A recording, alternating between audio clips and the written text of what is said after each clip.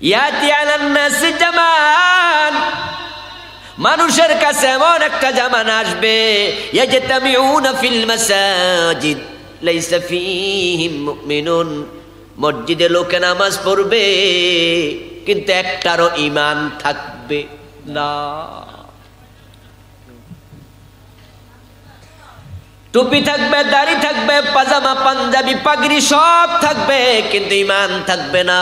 এমন একটা জামানা আসবে, ইমাম সাহেব কাফের, মুয়াজ্জিন মুশরিক, খতিব মুয়াজ্জিন ইমাম খাদেম মুসল্লি যা আছে একটারও ঈমান নাই, সবগুলো ঈমান হারায়া বসে আছে। এমন একটা জামানা আসবে, 1400 বছর আগে রাসূল বলেছেন। আমি জানতে চাই, বলুন তো একটু আন্দাজ করে, ওই জামানা আসবে না এসে গেছে? কথা সত্য, এসে গেছে। এমন মসজিদ আমি নিজে চিনি, যে মসজিদের ইমাম কাফের, মুয়াজ্জিন কাফের, মুসল্লি সবগুলো কাফের। আপনারাও চিনেন, বললে ক্লিয়ার হবে। যদি এমন মসজিদ দেখতে চান, ঢাকার বকশী বাজারে যান, সেখানে কাদিয়ানীদের মসজিদ আছে না নাই? একবারে ফজলে রাব্বি হলের বিপরীত পাশে, রাস্তার এই পাশে ফজলে রাব্বি হল, ওই পাশে কাদিয়ানীদের মসজিদ। মাদ্রাসা বোর্ডের পাশেই ঢাকা আলিয়ার কাশগড়ি হলের অপোজিটে কাদিয়ানীদের মসজিদে কি ইমাম নাই? কথা বলেন। মুয়াজ্জিন নাই, নামাজ পড়ে না, আজান দেয় না, টুপিদারি নাই, ইমানওয়ালা কয়জন? ইমাম ও কাদিয়ানী, মুয়াজ্জিন। কথা বলেন না ভাই। ইমাম কি? মুয়াজ্জিন কি?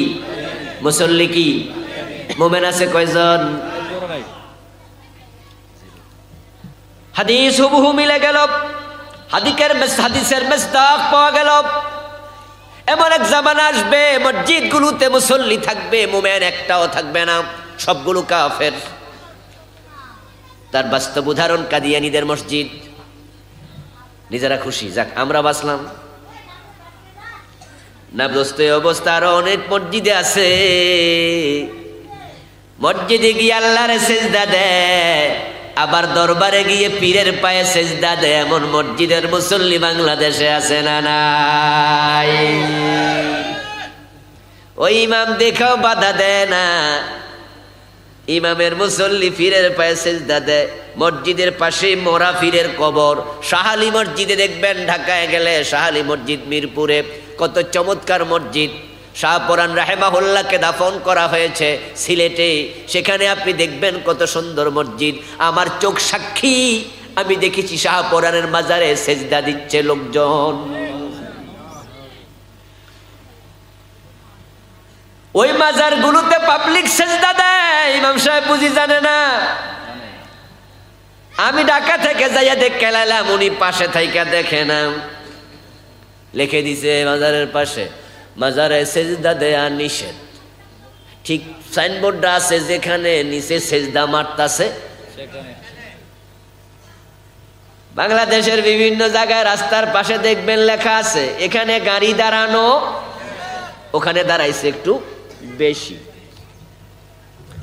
এখানে প্রস্রাব করিবেন না, ওখানে প্রস্রাবের দুর্গন্ধে হাঁটা যায় না, মানা করলে আরো বেশি করে। সেজদা মারতেছে লোকজন পীরের পায়ে, সেজদা মারতেছে মরা পীরের মাজারে। আপনারা যারা মাসালা জানেন তারা বলুন তো, আল্লাহকে ছাড়া অন্যকে সেজদা দিলে ঈমান থাকে না চলে যায়? শিরক শেষ। কাদিয়ানী কাফের হলো এক জায়গায়, আর এই লোকগুলো মুশরিক হলো আরেক জায়গায়। এইভাবে এক একজন এক এক জায়গায় ঈমান হারাতে থাকবে, ঈমান চলে যাবে, চলে যেতে যেতে অবস্থা হবে এমন, তখন মসজিদে নামাজি আছে, মুমিন আর একটাও নাই। নির্বাচন যখন আসে, তখন কিছু মুসলমান নতুন কইরা মুশরিক হয়। শিরক এবং ঈমান এগুলো একবারে ঠুনকো জিনিস। কাঁচের গ্লাস আমার হাতে তো এখানে নাই, থাকলে কাঁচের গ্লাস দেখাতাম, ফেলে দিলেই শেষ। একটা কাফের যদি মুসলমান হতে চায়, তাহলে কতক্ষণ লাগে? কতক্ষণ? 30 সেকেন্ডও লাগে না। ওই লোকটা আসলো, হুজুর আমি মুসলমান হতে চাই। আমি প্রশ্ন করলাম, জেনে বুঝাইছনি? কজি হুজুর সিদ্ধান্ত নিয়েছি মুসলমান হব। তাহলে পড়ো আশহাদু আল্লা ইলাহা ইল্লাল্লাহু ওয়া আশহাদু আন্না মুহাম্মাদান আবদুহু ওয়া রাসূলুহু। আমার সাথে লোকটা পড়েছে, আওয়াজ দিয়ে বলুন তো এখন সে কাফের না মুসলমান? কতক্ষণ লাগছে? 30 সেকেন্ডও লাগে নাই। ঠিক কাফের হয় মানুষ কেমনে, মুশরিক হয় কেমনে, একই ভাবে কোরআনের একটা বিধান অস্বীকার করেছে, বিধানটা অস্বীকার করতে 30 সেকেন্ডও লাগে নাই, ঈমানটা যাইতো 30 সেকেন্ড লাগলো না। কাদিয়ানী তোমাকে বলছি শোনো, বিশ্ব নবী আল্লাহর রাসূল মানো জীব, উনি নবী মানো জীব, উনার কাছে ওহী আসছে মানো জীব, উনি শেষ নবী মানো। কয় না, ঈমান আছে না গেছে? না কইতে কতক্ষণ লাগছে? 1-2 সেকেন্ড। অবস্থা এমন হবে লোকজন হাসতে হাসতে কাফের হয়ে যাবে, লোকজন হাসতে হাসতে মুশরিক হয়ে যাবে, ঈমান শূন্য হতে হতে অবস্থা এমন হবে পুরা এলাকায় ঈমানদার আর নাই। প্রিয় ভাই কান খুলে শুনুন, নির্বাচন আইছে, লোকটা মোমেন ছিল, স্টেজে হেরে দিছে, বক্তৃতা দিত। হে বক্তৃতা দিতা উইটে মাইক হাতে নিয়ে কয়, ভাইয়েরা জনগণ সকল ক্ষমতার উৎস, ভোটটা আপনারা দিয়েন।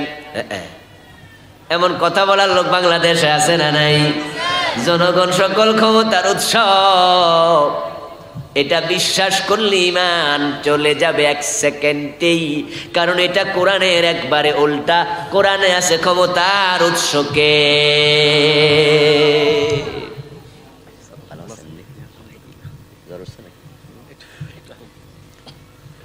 আল্লাহ তাআলা কোরআন মাজিদে বলেছেন, আন্নাল কুওয়াতা লিল্লাহি জামিয়া, সব ক্ষমতার মালিককে আল্লাহ। ক্ষমতার মালিক আল্লাহ। কোরআনে আল্লাহর কাছে বলে, কুলিল্লাহুম্মা মালিকাল মুলকি তুতিল মুলকা মান তাশা ওয়া তানজিউল মুলকা মিম্মা তাশা। ও নবী আপনি ঘোষণা দেন, বলেন, ও রাজাদিরাজ আল্লাহ, ক্ষমতা তোমার হাতে, মালিকাল মুলক, রাজত্বের মালিক কে? তুতিল মুলকা মান তাশা, যাকে চাও তুমি ক্ষমতা দেও, ওয়া তানজিউল মুলকা মিম্মান তাশা, আবার মনে চাইলে ক্ষমতাওয়ালার হাত থেকে ক্ষমতা কাইরা নিয়া বেজ্জতি করো এবং মাঝে মাঝে জেলখানার কয়েদি বানায়া দাও। ওয়া তুইজ্জু মান তাশা ওয়া তুযিল্লু মান তাশা বিয়াদিকাল খায়র। এবার পড়ুন আমার সাথে, ইন্নাকা আলা কুল্লি শাইইন কাদির। ক্ষমতা কার হাতে? জোরে বলেন, কার হাতে? হ্যাঁ, আর আপনি বললেন জনগণ ক্ষমতার উৎস। ঈমান শেষ, জানেনই না কি বলেছেন। ক্ষমতা যে আল্লাহর হাতে, তিনি যাকে চান সম্মানিত করেন, তিনি যাকে চান অপমানিত করেন। মাঝে মাঝে কিছু ঘটনা ঘটে আল্লাহ দেখায়। ফেরাউনকে ক্ষমতা দিয়েছিলেন আল্লাহ, ক্ষমতা তার হাতে। আবার পানিতে সুবাইয়া মারছে কে?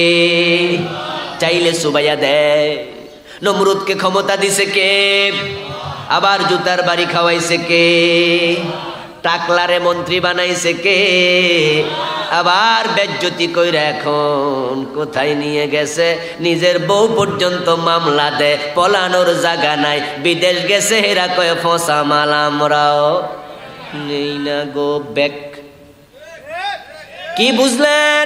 আল্লাহ চাইলে আপনাকে বেজ্জতি করতে 30 সেকেন্ডও লাগে না। ওগুলো দেখে নিজেরা শিখবেন, নিজে শিখবেন।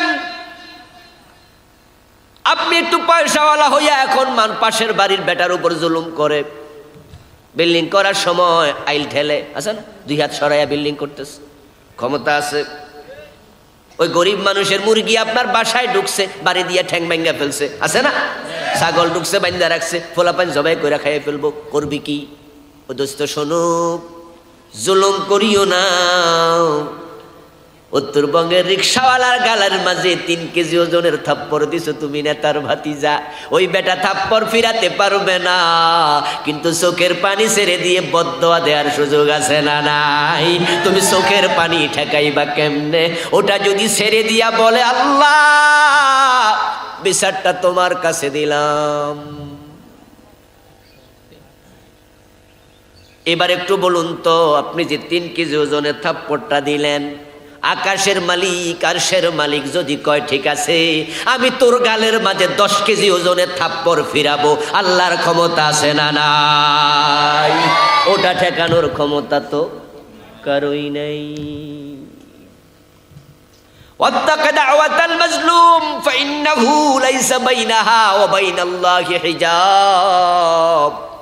প্রিয় নবী বলেন মাজলুমের বদদোয়ার ব্যাপারে সাবধান, কারণ মাজলুমের বদদোয়া এবং আল্লাহর মাঝখানে কোনো পর্দা থাকে না।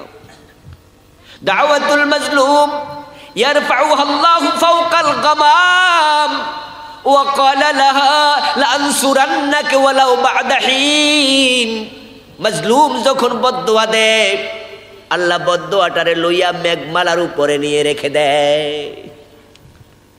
বলে ও বদদোয়া আমি তোর সাথে আছি, তবে জালেমরা আমি একটু সময় দেব, দেখি তাওবা করে, তোর কাছে মাপ চায় কিনা, ফিরে আসে কিনা, ক্ষমা চায় কিনা, তোর জমিটা ফিরায় দেয় কিনা, তোর পা চেপে ধরে বলে কিনা ভাই থাপ্পড় দিয়া দিছি আপনি আমারে মাফ করে দেন।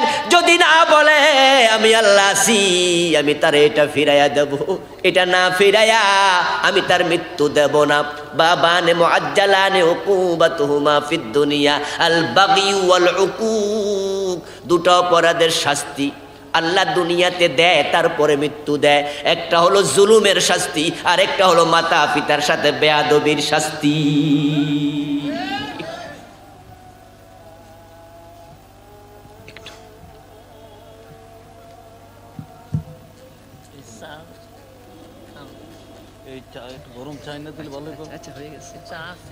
আমরা আজানটার শেষ হোক, কথা বলবেন। আনুক না, আরেকটা দিয়ে আনুক না।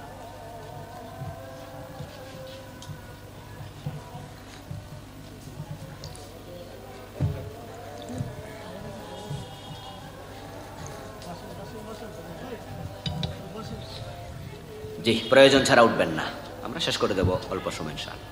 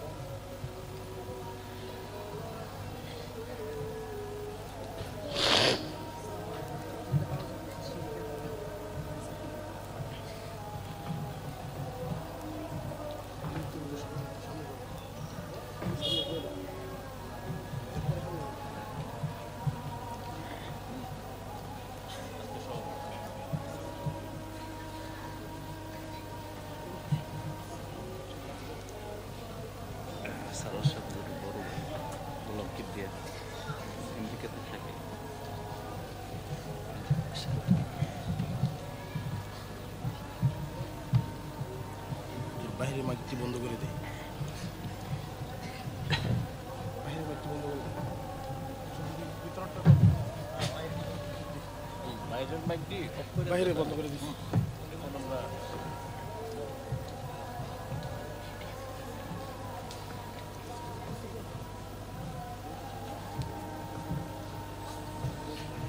দিনে মাহফিলের সংস্কৃতিটা এই অঞ্চলে নাই, এই জন্যই এরকম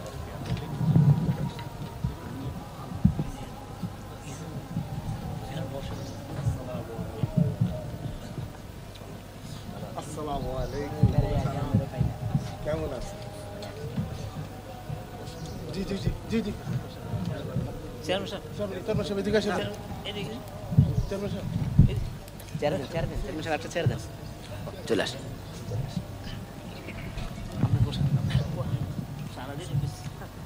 এটা জিকির করুন লা ইলাহা ইল্লাল্লাহ।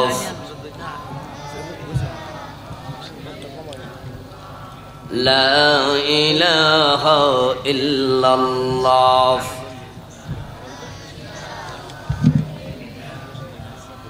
লা ইলাহা ইল্লাল্লাহ মুহাম্মাদুর রাসূলুল্লাহ।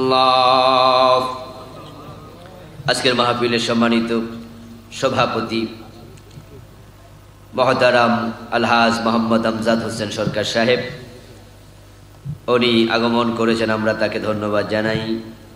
আগমন করেছেন আজকের মাহফিলের সম্মানিত মেহমান, আড়াইবাড়ি দরবার শরীফের সম্মানিত পীরজাদা মহতারাম গোলাম কিবরিয়া সাইদি হাফেজাহুল্লাহ, আমরা ওনাকেও স্বাগত জানাচ্ছি। ইনশাআল্লাহ সামান্য কিছু কথা বলে আমি আমার কথা শেষ করব, ওনাদের কিছু কথা শুনে আমরা তারপরে দোয়া করব, আসরের নামাজ এখানে পড়ে আমরা যাব ইনশাআল্লাহ। ঠিক আছে? আমার বন্ধু বলছিলাম নির্বাচন আসলো, আপনি কথা বলে মুশরিক হলেন, আপনি জানেন না, শিরিক করলেন, ঈমান চলে গেল। ক্ষমতার মালিক আল্লাহ, আন্নাল কুওয়াতা লিল্লাহি জামিআ। সুতরাং জনগণ ক্ষমতার উৎসব, সকল ক্ষমতার উৎসব। এটা আমাদের দেশে লাখ লাখ মুসলমানের সন্তান এই ধারণা লালন করে, এই চিন্তা যারাই লালন করছে তাদের একজনেরও ঈমান থাকবে না, অথচ তারাও আবার 5 ওয়াক্ত নামাজও পড়ছে। হিন্দুদের দুর্গা পূজা যখন আসে তখন আর একদল মুসলমান নতুন করে মুশরিক হয়। আমাদের টেলিভিশনগুলো, আমাদের ইলেকট্রনিক মিডিয়া, প্রিন্ট মিডিয়া, সব জায়গায় একটি স্লোগান খুব সাউর হয়, ফলাও করে প্রচার করা হয়। এবং বড় ভয়াবহ ব্যাপার হলো ওই স্লোগানটা এখন প্রাইমারি স্কুলের বইতে ঢুকিয়ে দেয়া হয়েছে। একটা স্লোগান ইমানদারদের ইমান শেষ করে দিচ্ছে, লাখ লাখ মুসলমান নতুন করে মুশরিক হচ্ছে। ওই জঘন্য স্লোগানটার নাম হলো ধর্ম যার যার, উৎসব সবার। আল্লাহর হাবিব বলছেন এমন জামানা আসবে মানুষগুলো মসজিদে জামাতের সাথে নামাজ পড়বে, লাইসা ফীহিম মুমিন, একটার ঈমান নাই। যে হাদিসটা আমি শোনালাম আপনাদের, এই স্লোগান যারা দিয়েছে, বিশ্বাস করেছে, সবগুলোর ঈমান শেষ। এর কারণ হলো তাদের এই ধ্যান ধারণাটা, বক্তৃতাটা, স্লোগানটা আল্লাহর কোরআনের সাথে 100% সাংঘর্ষিক। কোরআনের স্লোগান হলো লাকুম দীনুকুম ওয়ালিয়া দীন। কোরআনে আছে না নাই? সবার মুখস্থ আছে না? আমি শুরু থেকে বলেছি কোরআন তেলাওয়াতের কিতাব শুধু নয়, এটা আমলের কিতাব, ঠিক কি না? তেলাওয়াতের সাথে আমল আবশ্যক। তো আপনি তো সূরা কাফিরুন সবে পারেন মুখস্থ, আপনি বলছেন কি আর আপনার স্লোগান কি? কোরআনের স্লোগান হলো লাকুম দীনুকুম, তোমাদের ধর্ম তোমাদের, ওয়ালিয়া দীন, আমার ধর্ম আমাদের। এটাকে আলাদা করছে না এক বানায় ফেলছে? আল্লাহকে আলাদা করছে না এক করছে? বুঝেন, আবার বলেন, লাকুম দীনুকুম, তোমাদের ধর্ম তোমাদের, ওয়ালিয়া দীন, আমার ধর্ম আমার। এক বানায় ফেলছেন, আলাদা করে দিছে। এবার ঠিক আছে উত্তর, আল্লাহ দিলেন আলাদা করে। কাফেররা বিশ্ব নবীর কাছে প্রস্তাব এনেছিল, ও মুহাম্মদ ইবনে আব্দুল্লাহ, ধর্ম নিয়ে আমরা এখানে ঝগড়া পাসাদার করতে চাই না, কিছুদিন আপনি আমাদের ধর্ম মানবেন, মূর্তির কাছে যাবেন, নম নম করবেন, লাতের পূজা করবেন, উজ্জাকে আপনি পূজা করবেন, আবার কিছুদিন আমরা মসজিদে গিয়ে আপনার নেতৃত্বে আল্লাহকে সেজদা দেব, 5 ওয়াক্ত নামাজ যা আছে সব মানবো। তাহলে এইভাবে চলুক, ঝগড়া পাসাদ থাকবে না। শুনতে মনে হয় যেন প্রস্তাবটা মোটামুটি মন্দ না। এইভাবে তালগোল মিলায়া চলার অভ্যাস আমাদের ভিতরেও আছে না নাই? এজন্য আমরা মসজিদে গিয়ে আল্লাহর গোলামি করি, আবার মসজিদের বাহিরে কেউ ভারতের, কেউ আমেরিকার গোলামি করছি। সবাইরে খুশি রাখে, আল্লাহকে খুশি রাখো, আগর শয়তানকে বেজার না করো। এখন আল্লাহ তাআলা রাসূলকে সূরা কাফিরুন নাজিল করে জানায়া দিলেন, না না, সুযোগ নাই। লাকুম দীনুকুম ওয়ালিয়া দীন, তোমাদের ধর্ম আলাদা, আমার ধর্ম আলাদা। এই স্লোগানের আলোকে স্লোগান হবে ধর্ম যার, উৎসব তার। হিন্দুদের মূর্তি পূজা তারা করবে, আমরা বাধা দেব না। বাধা দিতে আল্লাহ বলেন নাই। লা ইকরাহা ফিদ্দীন, দিনের ব্যাপারে জবরদস্তি নাই, বাড়াবাড়ি নাই। হিন্দুদের মূর্তি ভাঙতে যেও না, তাদের মন্দিরে আক্রমণ করো না। বরং কোরআন বলছে, ওয়ালা তাসুব্বুল্লাযীনা ইয়াদউনা মিন দুনিল্লাহ ফায়াসুব্বুল্লাহা আদওয়াম বিগাইরি ইলম। যারা আল্লাহকে বাদ দিয়া অন্যের পূজা করছে, তাদের দেবতাদেরকে তোমরা গালি দিও না, কারণ তোমরা মূর্তিকে গালি দিলে তারা না বুঝে আল্লাহরে গালি দিতে পারে। তাদের পূজা তারা করবে, আমরা বাধা দিতে যাব না। বরং আমরা সরকারকে বলবো, হিন্দুদের পূজার সময় পুলিশ দিয়া, বিজিবি দিয়া, র্যাব দিয়া, প্রয়োজনে সেনাবাহিনী দিয়া নিরাপত্তা দেন। কোন অবুঝ মুসলমান যেন হিন্দুদের মূর্তি ভেঙে দাঙ্গা লাগাতে না পারে, ঝামেলা লাগাতে না পারে। বাংলাদেশে যদি আমাদের ক্ষমতা বেশি মুসলমানদের, আমরা 90%, তা হিন্দুদের মন্দির ভাঙতে যাই, ভারতে মসজিদ ভাঙ্গার সম্ভাবনা আছে না নাই?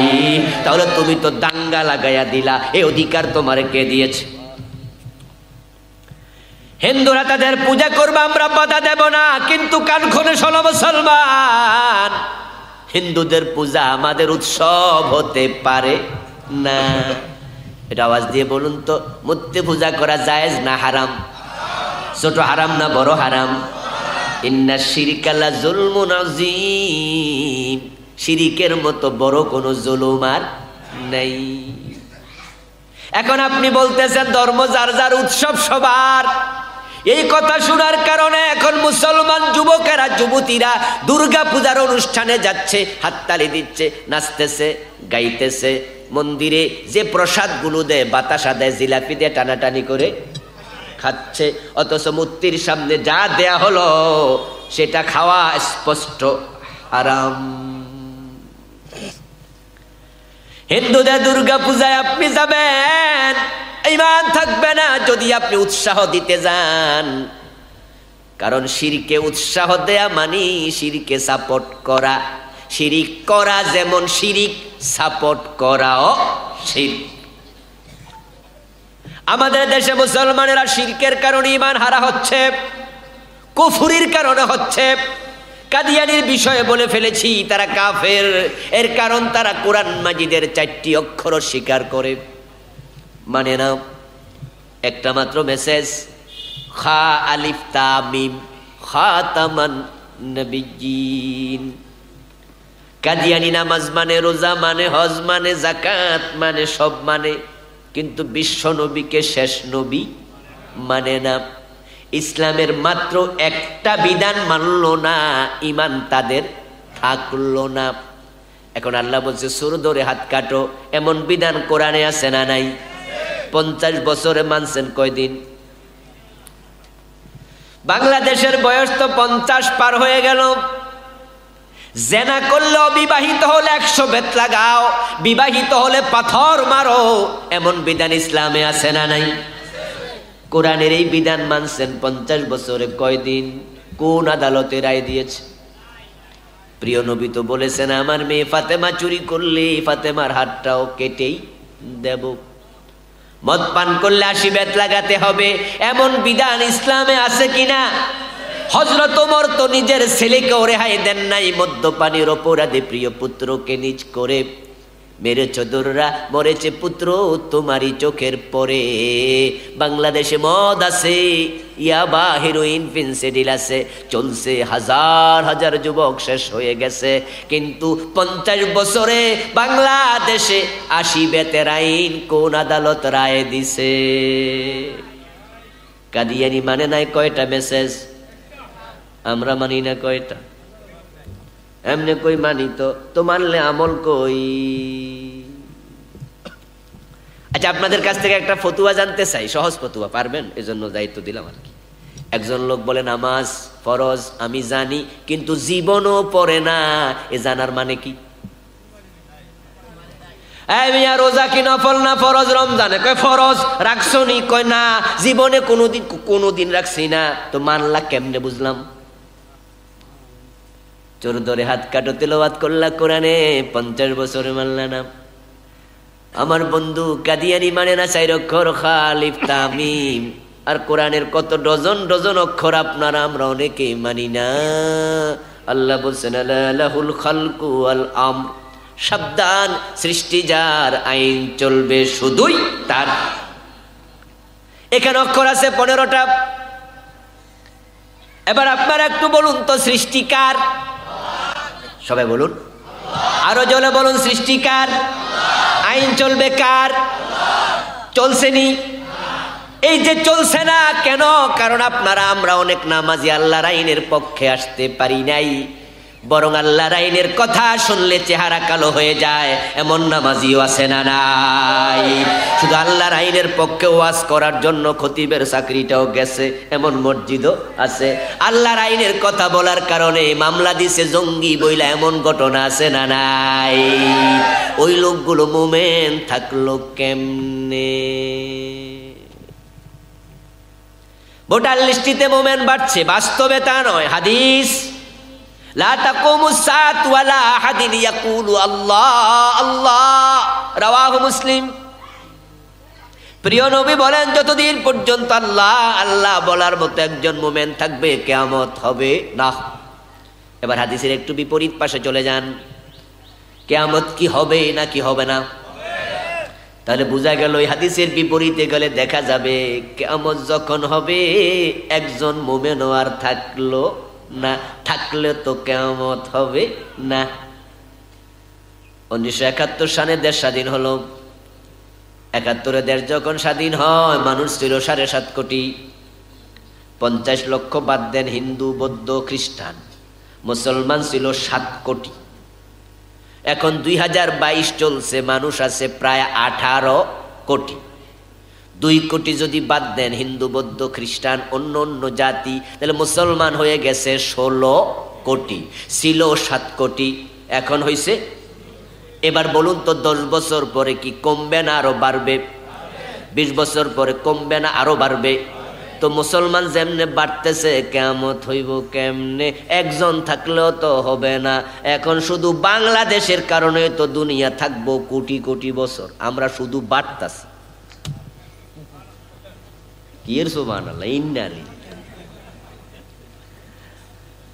আমার বন্ধু, আচ্ছা এবার বলুন তো কিয়ামত আগাচ্ছে না পিছাচ্ছে? বলেন বলেন, কিয়ামত আগায় না পিছায়? তো কিয়ামত আগাইলে মুসলমান বাড়তেছে, কইল কেডা? আসলে তা নয়, কাজীর গরুর মতো কেতাবে আছে, গোয়ালে নেই। কত লোক ইমান হারা, জানেও না বুঝেও না। কাদিয়ানি ইমান হারা, কাদিয়ানি বুঝে না। মাজারে সেজদা দিয়া মুশরিক হয়ে গেছে, লোকটা বুঝে না। ধর্ম যার যার উৎসব সবার কইয়া লাখ লাখ মানুষ ইমান হারা। আস্তাগফিরুল্লাহ আস্তাগফিরুল্লাহ। হাজার হাজার মুসলমান বাংলাদেশের নিজেদেরকে ধর্ম নিরপেক্ষ দাবি করে, ধর্ম নিরপেক্ষ বলে। ধর্মের ব্যাপারে যেই নিরপেক্ষ হবে তার ঈমান থাকবে না, কারণ আপনাকে ধর্মের পক্ষেই থাকতে হবে। ধর্মের পক্ষে থাকার নাম ঈমান। ধর্ম স্বীকার করে না কাফের, ধর্মের ব্যাপারে পক্ষেও নাই বিপক্ষেও নাই, সেও কাফের। আর যে শুধু ধর্মের পক্ষে সে হলো মুমিন। কথা কি বুঝেন? ফুটবল খেলা হচ্ছে, খেলছে ব্রাজিল আর জার্মানি। দেখবেন চা দোকানের মাঝে কিভাবে টেবিল থাপড়ায় গোল কইয়া আছে না কিছু লোক? ওরে বাবা রে বাবা, জার্মানি গোল দিছে, বেটা এমন জোরে টেবিল থাপ্পড় মারছে, হাত লাল করে লাইছে। কিছুক্ষণ পরে ব্রাজিল গোল দিছে, আরেক দল থাপ্পড় মারতেছে। আরেক মুরব্বী চা দোকানে বই একটু চা টানতেছে আর চাইতেছে, একবার এদিকে আরেকবার ওদিকে। একজন জিজ্ঞাসা, চাচা আপনি যে থাপ্পড় মাপ্পড় মারেন না, ঘটনা কি? চাচা কয়, আমি কোনো পক্ষে নাই, মারমু কেন, আমি নিরপেক্ষ। আমি জার্মানির পক্ষেও না, আমি ব্রাজিলের পক্ষেও না। এটার নাম হলো কি? নিরপেক্ষ। নিরপেক্ষ মানে নিরপেক্ষ, নাই পক্ষ। যার কোনো পক্ষ নাই সে নিরপেক্ষ। এবার আপনারা আমার সামনে যারা আছেন, এই ভিডিওর মাধ্যমে যাদের কাছে মেসেজটা যাবে, আমি আপনার বিবেকের কাছে প্রশ্ন রাখতে চাই, ধর্মের ব্যাপারে আপনি কি পক্ষে নাকি বিপক্ষে না নিরপেক্ষ? আপনার নাম আব্দুল্লাহ, প্রমাণ করে আপনি ধর্মের পক্ষে। আপনার নাম ইব্রাহিম, প্রমাণ করে ধর্মের পক্ষে, ঠিক কিনা? আপনার মুখের দাড়ি প্রমাণ করে আপনি ধর্মের পক্ষে। আপনার মাথার টুপি প্রমাণ করে আপনার ধর্মের পক্ষে। আপনি মসজিদে যান, প্রমাণ করে আপনি ধর্মের পক্ষের লোক। আপনি হজ করেছেন, প্রমাণ করে আপনি ধর্মের পক্ষের লোক। আপনি ঈদের নামাজে যান, প্রমাণ করে ধর্মের পক্ষের লোক। অথচ আপনি কোন আমি নিরপেক্ষ। হয়তো আপনার চিন্তা ভুল, না হয় আপনি মিথ্যাবাদী। দুটার একটা একবারে নিশ্চিত, আপনি মিথ্যা কথা বলছেন অথবা আপনার চিন্তার মাঝে গলত আছে।